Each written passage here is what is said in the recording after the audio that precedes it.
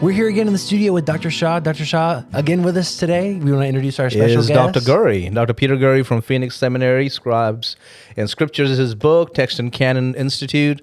And yesterday we had a great show, and you're back here again. I'm back again. Right. Welcome back. Thank you. It's good to have myself. I heard you wanted to. It's good to have me. I'm excited to be here, though, because That's a good attitude, though. I like that. That's positive It's self-talk. good to have myself. I like that. I like good. that. That's what I'm going to start saying to myself in the morning when I get up, look in the mirror. It's good to have myself. And then my wife says, no, it's not. Go back to sleep. Oh, man. That's tough. Well, Dr. Gurry, I understand you kind of want to flip the script on us today. That's right. So I'm going to taking the reins pass here. The ball to you. Is what I'm happy. That's what's happening. I'm so tense. Last time I was here, I was asked to join the podcast, and I told Dr. Shah that I would do it on one condition, that he'd let me have an episode. Oh, shoot. And I want to tell listeners why. It's because I've been to Clearview Church now twice, and both times I've very much enjoyed myself. And probably the thing I've enjoyed most, though, is hanging out with these guys here, which is the staff of Clearview Church. And I've just been so impressed both times that I've been here about how well you get along, how hard you all work, and how much fun you seem to have doing it. And I teach pastors in training for a living. That's what I do. I teach seminary students. And so I hear plenty about the dysfunction in churches, and I try to prepare them for the difficulty of ministry as best I can. I'm an elder myself, so I know a bit of what it's like to work in a church. And so I just thought I want to take this opportunity to put you guys under the microscope, put you behind the mic. I know you already are, but to be asked the questions instead of doing the asking. So what we're going to talk about in this episode is we're going to talk about church life, and particularly church ministry life, and what it's like to be pastors. And so we've got Abaddon, Ryan, John, and David is here too behind the cameras. But I want to talk a bit about what it's been like being a pastor and how you guys do it so well, and what are some of the ways you want to keep doing it better. So to give listeners a bit of context, let's start with Abaddon. Abaddon, tell them how long you've been at Clearview, and tell them whether you pastored anywhere else. And then I think in your case, your dad was a pastor too. Is that right? Right. So maybe tell us a little bit about that. Sure. So I grew up in a pastor's home. My dad was a pastor in India, same church, first and only church for almost 57 years when he passed away last year. Wow. And then my wife's dad was also a pastor for several decades before he passed away in the late 90s and with cancer. So anyway, so I grew up with the understanding of what ministry is and how difficult it can be and all that. And I was not going to go in the ministry. That was not on the radar. And then God called me in the ministry, and we came to Henderson, and it's been a ride. And I think you told me before we started, you've been here 24 years 24 years. We came in 1998, and this is 2022. Okay. Now tell us, you said you did not want to go into ministry. Right. Why? Not because ministry is, bad or tough or whatever. I just saw the dedication that my dad had, and I saw how he would literally pour his life out. He was a shepherd. Yeah. Now he was a amazing, dynamic speaker. He had a tremendous testimony. He came from a Muslim background, became Christian, all that. So it was all great. Educator, scholar. Used to teach at one of the seminaries in India and all that. But I saw the dedication. And I felt like that's not me. I can't do that. Yeah. So I had the him shoes are too big to fill. Yeah, I had him on a pedestal. Yeah. Okay. And what changed in that? What made you think maybe I could do it? My wife's dad. Oh. Yeah. So when we met, he really impacted my life. Huh. So I got to spend maybe a couple of years before he passed away. But in those brief 2 years, that's when I responded to the call in ministry. And then a lot of what I did was pretty much emulating Nicole's dad. Now I'm going to get to the other guys, but before we do, what this tells me is that you're a pastor's kid. Yes. Your wife is a pastor's kid. Yes. And our listeners don't know and the viewers can't see, but one of your kids is in the room with us. Absolutely, sitting over there. And when I've been to Clearview before, some of your kids have been on the staff. Yes. And as best I can tell, your kids do not hate this church. Okay? Right. So that's quite a legacy, because if you know anything about pastors' kids, it's not at all unusual to meet pastors' kids who hate the church. Right. Because they've seen their dad give all his attention to the church, and so they come to resent it. Right. So I'd love for you to just share briefly, if you can, with listeners, what made the difference for you, both as a pastor's kid, and then what do you think that you've done right as a pastor to help your kids feel that way as well? Well, I would say this way. Yes, they grew up with us. Everything we did, we didn't try to keep them out of the ministry. Like, oh, this is my time to the church, and now my time for my family. Yeah. If we do that, then of course they have this idea that dad is a pastor and then dad is dad. Yeah, that is We a kept choice them. between the church and them. Yeah, We took them everywhere. They were with us doing ministry. Like when the church was small, they were setting this up, setting that up. So they kind of grew up in that. But I believe they did. Each of them have gone through that moment of crisis. They have, where they wondered, is this real? Is Christianity real? Is all this, because they see the other side of dad too. Yeah.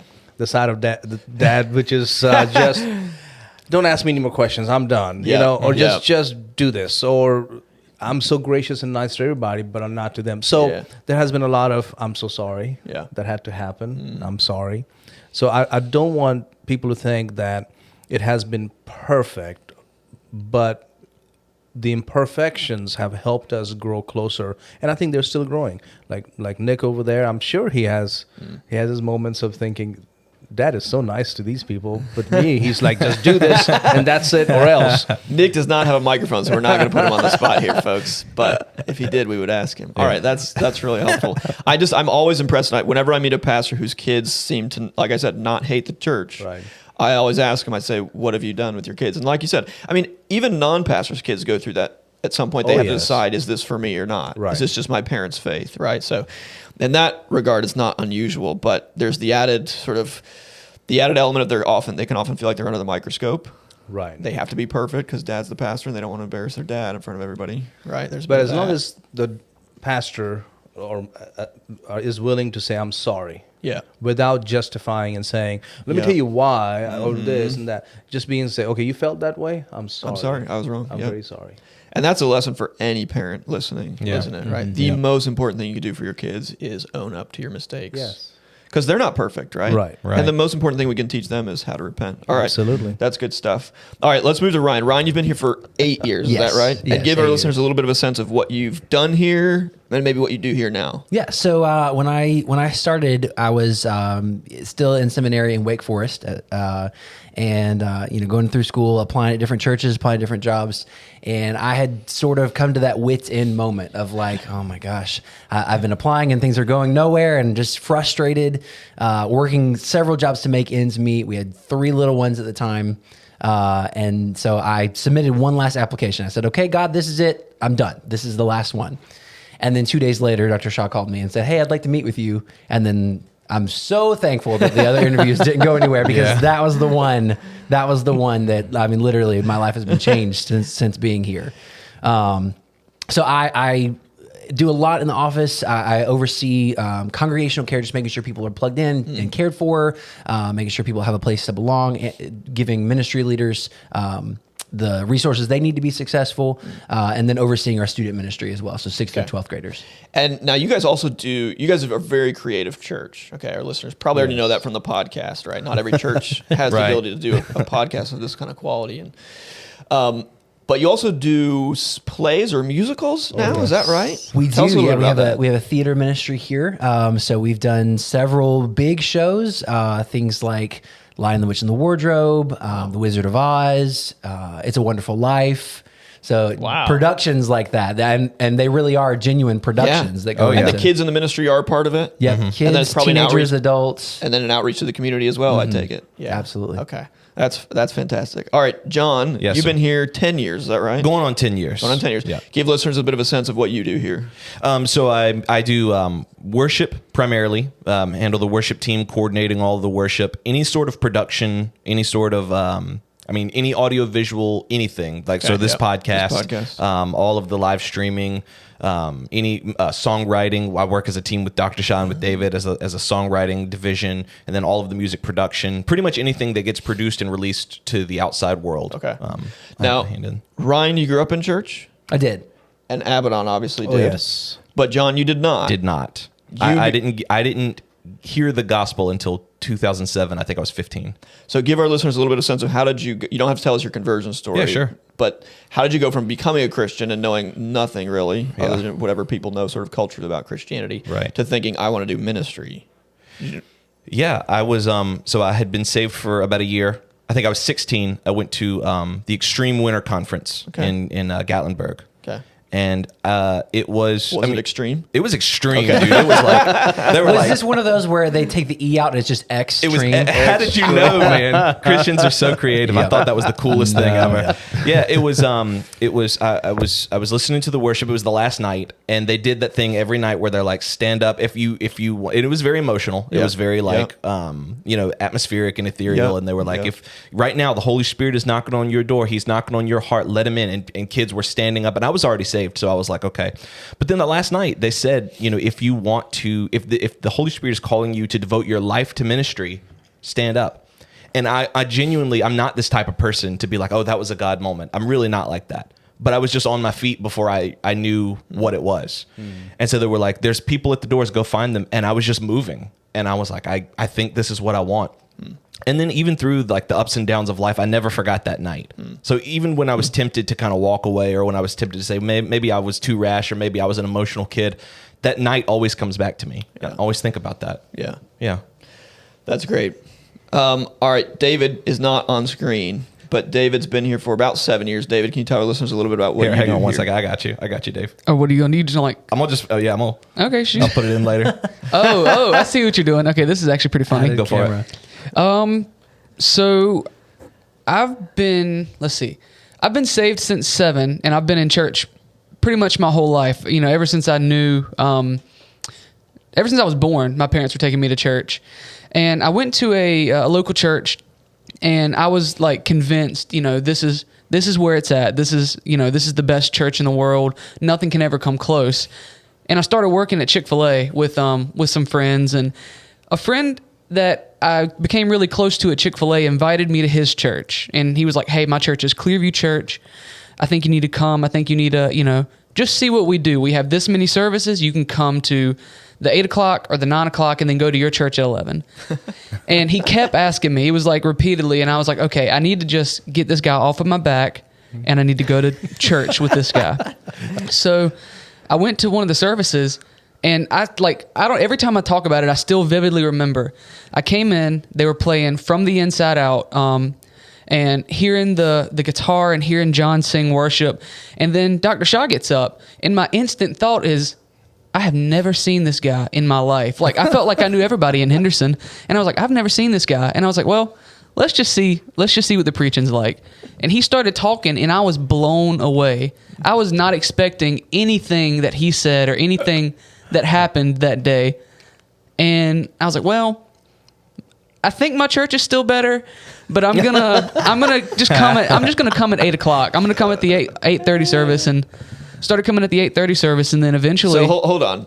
Just if I'm understanding this right, you were at this point now going to 2 different churches. Yes. Oh, you're yes. going to 2 services on a Sunday. I would go to And Wednesday night. He was And doing that Wednesday too for a Wednesday while. night. My Yeah. man was living Okay, for you church. were destined to be on Sunday church. All right, go ahead.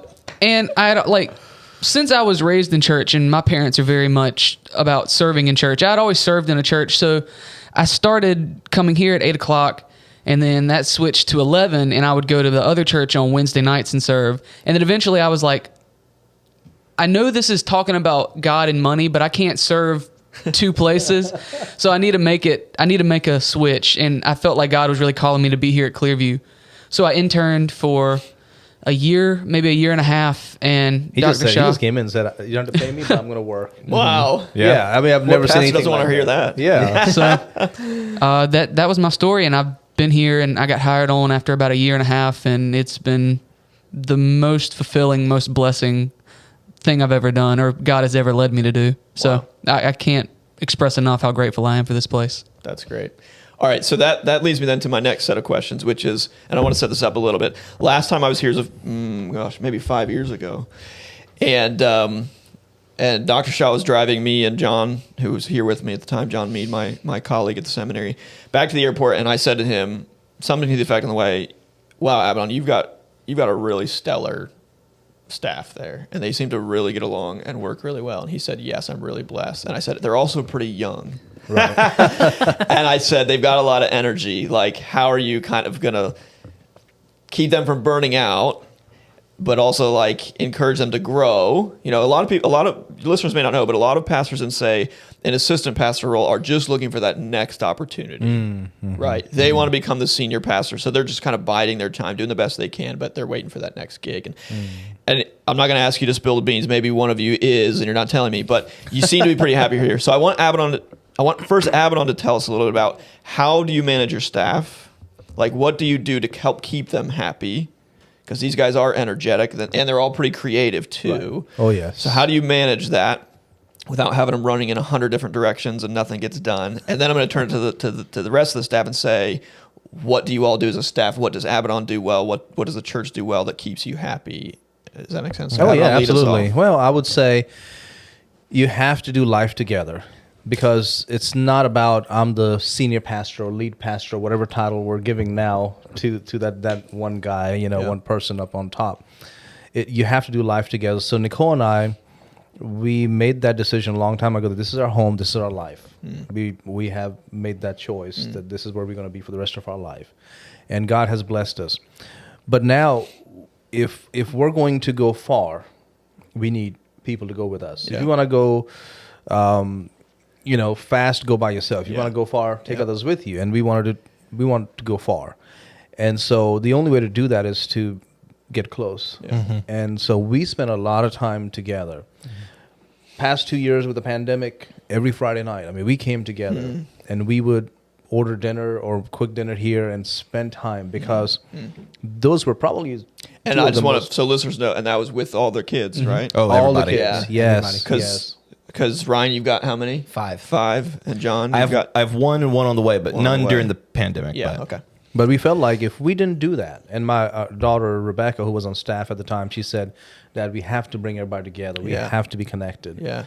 And that made a huge difference, because they were being, bombarded by every direction: family, friends, the world, social media. If listeners don't know, being a pastor during the pandemic was about the hardest job you could have. Oh, yeah. Because no matter what decision you made, half your church is going to be really upset with you. Right. And we felt that too, But praise God, here it was not quite as half. Yeah. But so spending time together, going places together, doing things together, and then to help them see that success is to see you and your family finish well.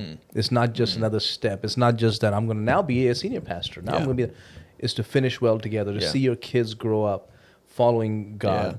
Not going off the deep end. They'll have their crisis. They'll have their moment of struggle, but they'll come back to the way. Yeah. Do you want that? And that's been what I've told these guys. If you want that, then this is the way, and we're going to work together. All right. So I'm going to turn it now to the other guys and say, from your vantage, what do you feel like you all have done really well here at Clearview that's made you work so well together? The thing I think that especially I appreciate about Dr. Shah is not blinded by vision, if that makes sense. What I mean by that is there's not a culture of, hey, listen, this is happening one way or the other. Yeah. If you don't get it done, then someone else will come in. That's not the culture here, and that's very intentional. What I like about that is I feel like a lot of pastors, or a lot of even just business leaders, organization leaders, that destination that we think success looks like, that's the end goal. If I have to drag you there, I will. If you depart, sayonara. If I have to run you over, right, I will. What I like about Dr. Shah, what I appreciate and what gives me energy is that he is willing to have those conversations where it's like, hey, listen, if it's too much, that's fine. We'll put the book off another year. We'll put the album off another 6 months. It's okay. Yeah. Take the time that you need. Get your mind right. Yeah. If we need to do less every week, or if we need to put things in their proper place, let's get that right first. Then the products come. Because as like someone who produces, my thing is like, this album has to come out on this date no matter what. Yeah. This book has to be out. It's been like a year since we've released anything, so it has to come out. And I appreciate about Dr. Shah is that he realizes that the team, our unity and our cohesiveness comes first. Yeah. That stuff will follow. Okay. And a lot of times I need to be reminded of that because I'm not. You're driven. You're more the driven kind of. Let's get it done Driven, at all costs. driven, yeah, especially with the things that I you think care are about. important. Yeah. Sometimes I have to be like, oh yeah, other things are important too. That's one of my weaknesses. Okay. All right. That's Brian. You want to add anything to that? So I think for me, my answer is twofold. The first has to do with really more like day to day in the office type stuff.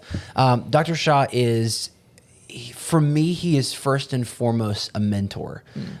He will take the time, like John said, there are things that have to get done, and there are projects that you have to knock out, and there are things that have to take place. But Dr. Shah has taken the time over the course of the past 8 years that I've been here, and we've sat down and had conversations about life and about what it means to be in ministry, what it means to be a husband, what it means to be a father, what it means, what it looks like to bring your family alongside in ministry. Yeah. We've gone out for lunch and had those conversations. We've read books together on leadership, and it's much more than just here are your tasks. I need you to do this. It's I want to help you grow as an individual. Yeah. And just that care is I mean, it's changed my life. And I don't use that phrase lightly. It has transformed me as an individual and as a man. And the second part of that is really more the family side of things. So Sundays are busy. We've got services that need to get knocked out. A lot of times we'll have a meeting in the afternoon. And then, we've got youth group that night, busy stuff during the day. But without fail, as we've been here, Dr. Shah has taken the time to sit down and play with my kids and wish them a happy birthday and go watch my kids play sports. And I mean, just things that he didn't have to do. Yeah. I mean, we would have not lost anything had he not done those things, except that's that layer of unity that has led Elizabeth and I and our family to this family. I mean, this is family for us. Yeah. And so little things can be smoothed out along the way, but at the end of the day, I mean, these are my family members. That's great. So, Hey there, listeners. My name is John. And I'm David. And we just want to take a second and talk to you about Dr. Shah and Nicole's new book, 30 Days to a New Beginning, Daily Devotionals to Help You Move Forward. No matter who you are or where you are in life, you're going to get stuck. You're going to have goals that you just can't seem to reach, and you're going to be looking for some new way to start over. Unfortunately, life does not have a restart button, but here's the good news. God's mercy is new every day, right? And so that means every day is a new chance for you to start over. Now, Dr. Shah and his wife, Nicole, have written a new 30-day devotional in their 30-day series designed to give you practical tools for starting over. No matter where you are in life's journey or what pitfalls you've encountered, this devotional is going to help you move forward, refocus your mind on God's truth, and meditate on His Word. And you guys can pick up a copy right this second on Amazon.com. Unless you're driving. Yeah, don't shop and drive unless you're driving, in which case, wait till you get home. But we're going to leave a link for you right here in the description of this podcast, so it'll be waiting for you when you get home. That's 30 Days to a New Beginning, daily devotionals to help you move forward. And for the remainder of November and all through December, we'll be sending a free copy to anyone who supports the podcast by visiting us online and donating to the show at clearviewtodayshow.com. That is a very, very good incentive, gang. That's 30 Days to a New Beginning, daily devotions to help you move forward by Abadan and Nicole Shah. Thank you guys so much for listening. David, you want to jump back into the show? Let's go. All right. I mean, I feel pressure at this point to say, do you have any job openings? But I'm not going to. David, do you want to jump in on any of that? Yeah. The whole time everybody else was talking, I was really just trying to think through the best way to answer that's the most truthful.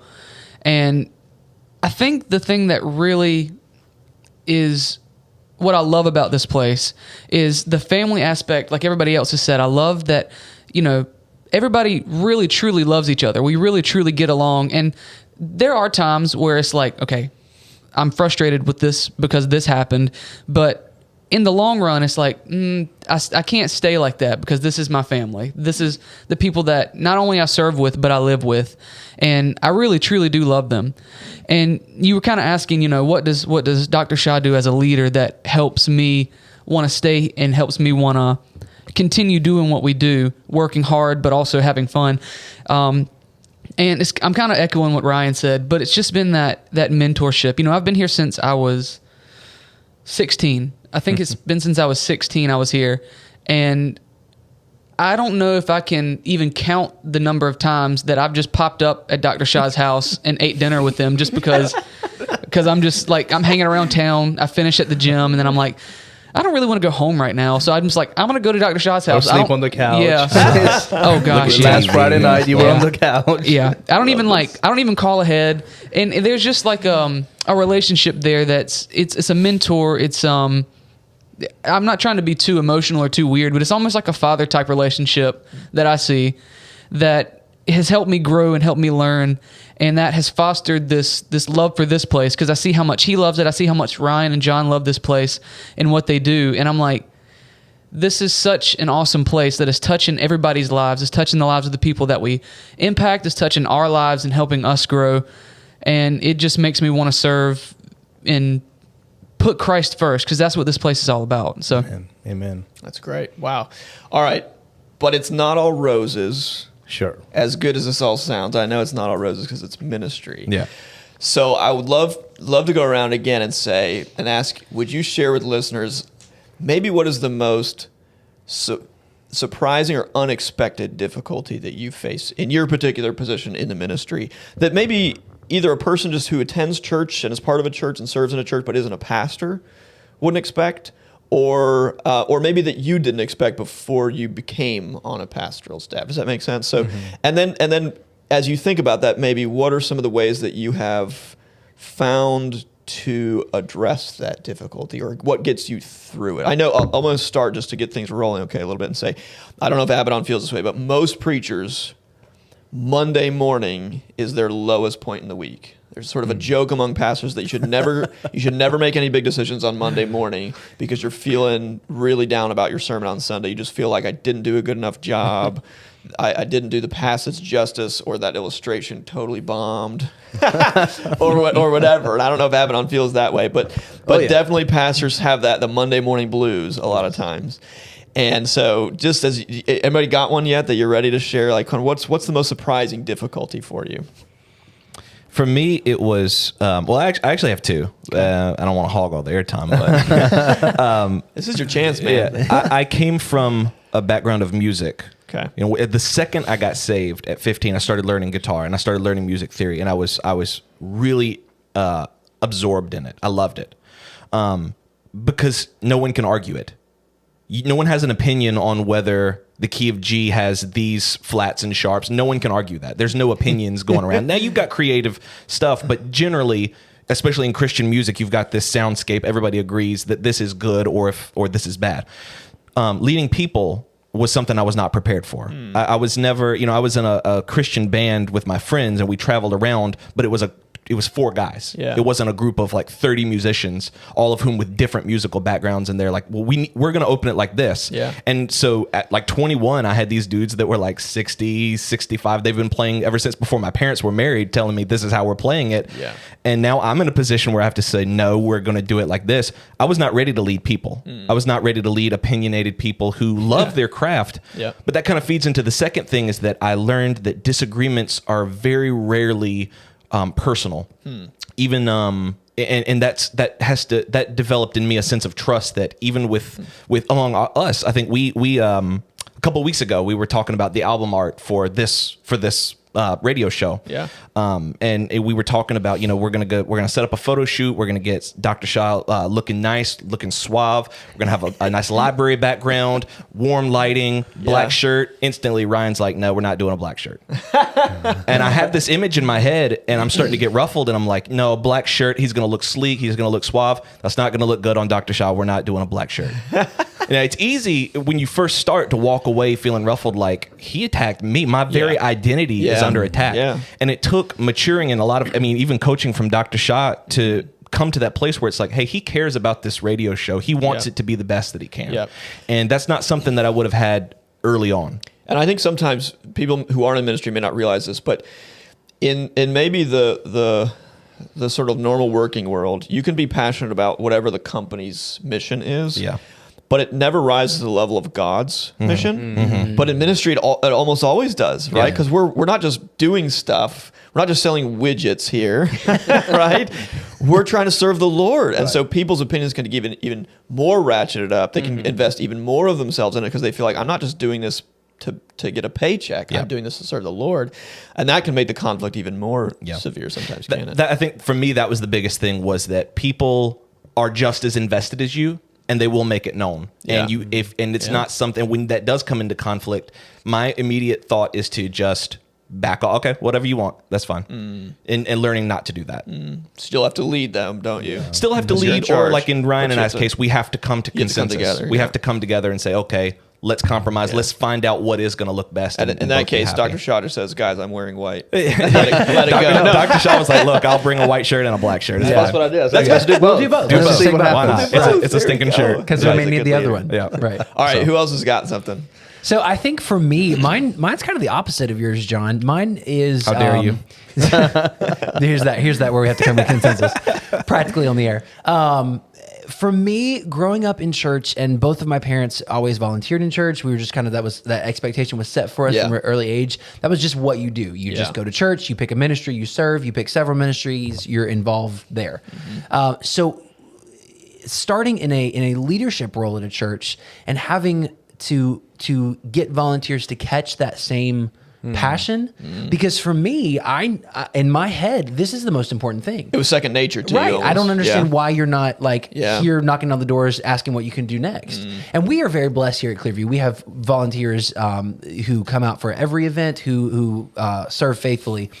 But just trying to, the volunteers that I'm responsible for, helping them see this is important, and here's why it's important, here's why it deserves your time. That took a little bit of learning for me. It was a source of kind of some frustration at the beginning, and it was sitting down with Dr. Shah, who had been doing this a lot longer than me, and saying, why don't people understand this? And Dr. Shah was like, okay, you have to understand their background, where they're coming from. Yeah. And I was like, I don't want to do that. That doesn't, that does not compute. But just sitting down and having those conversations, really, I mean, it boils down to the same thing, learning how to lead people. Yeah. Yeah. I understand how to lead teenagers for the most part, how to lead students, but leading adults is a different ballgame. Yeah. And learning the nuances and how to do that, to do that well. Being a shepherd is easy if you don't have any sheep. That's Right. right. Or if the sheep are tiny and they can't run away from them. Okay, there you go. Dr. Shaw, have you got one? David, you want to jump David, in? you want to Yeah, jump in? I think if I go ahead and go, we'll save the best for last, because I know that May not be. Well, I think it is, but for me, I want to preface what I'm going to say by saying, by no means am I trying to be like woe is me, like I'm so spiritual, because I don't like those kind of people. I don't like people that are like overly spiritual for the sake of getting attention or seeming like they have it all together or whatever. But the biggest challenge in ministry has been not necessarily leading other people, but leading myself, and like myself, because there are so many things that I've had to learn, and I've had to challenge myself, where in the moment where I'm trying to actually learn it, you know how people are like, when you go through something difficult, you know that God has given you a trial so that you can grow this certain aspect. Well, when I'm in that trial, that's not what I'm thinking. I'm like, why is this happening? Why did you let this happen to me? Like, what is happening right now?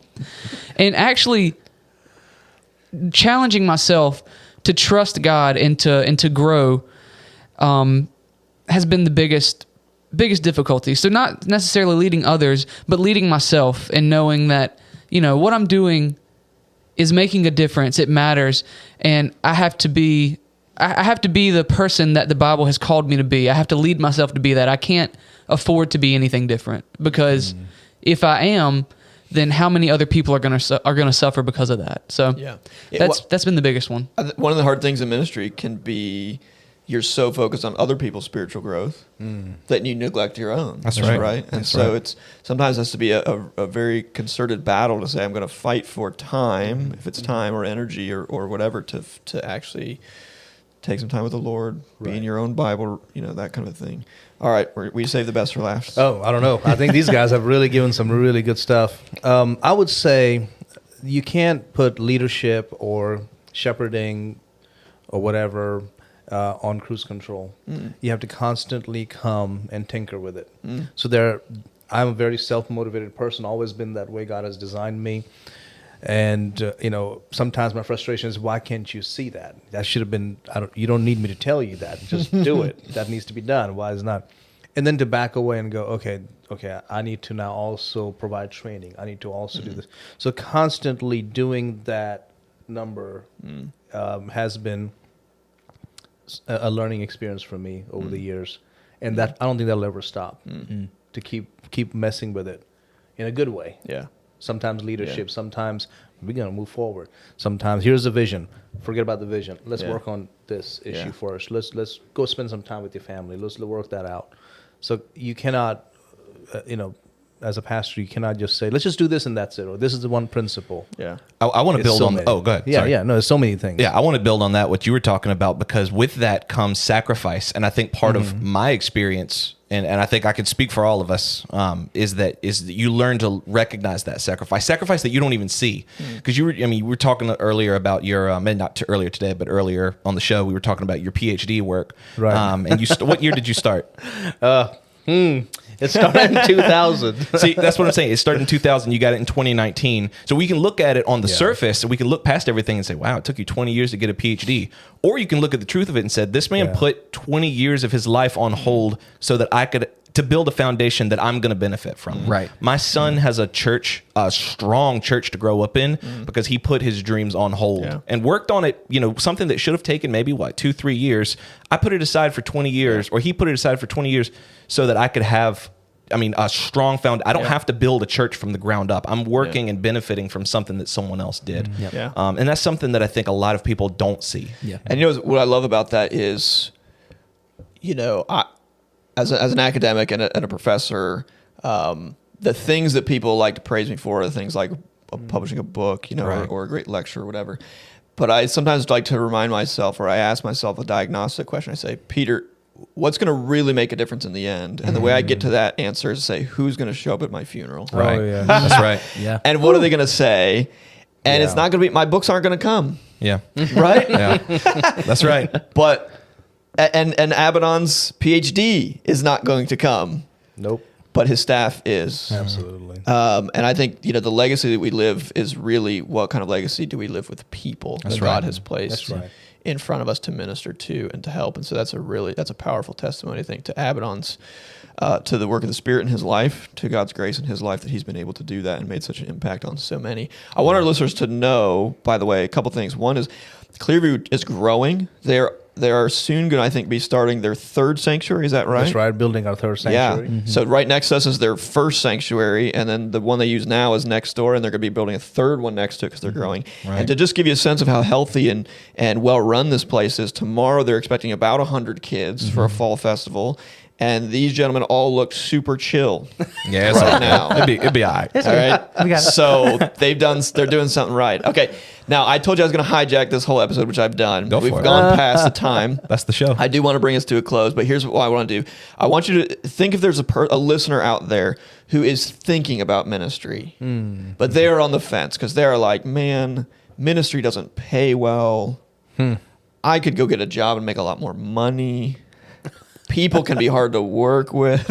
Okay. Not every church is Clearview, where they have a pastor like Abaddon who's going to invest so heavily in the staff beneath him. What would you say to that person who's thinking about it and really not sure? What would you say? Either here's what you should think about, or here's why you should do it. Does that make sense? You are not going to feel good in the beginning. Not even in the beginning. You're not going to feel good in the present. Sometimes you will. But all the rewards I've seen are looking backwards. I recognize the benefits and the rewards when I look back at the growth. But it's not something where I leave every day and I just think, man, how blessed am I? Like sometimes I do when I sit down, I do my morning devotionals. But after a long day, going home, that drive home, coming home, just kind of unloading, it's very rare that I recognize the blessings in there. And so a lot of times what I think people do is they look at it and they say, you know what? I haven't felt happy in the present for a long while. I'm in the wrong place. But when they look backwards and say, look where I was, look how much I've grown. People fail to do that. I failed to do that plenty of times. So I think the best thing that I wish someone would have told me is, hey, look, it's going to be difficult, and it's going to feel difficult pretty much the entire time.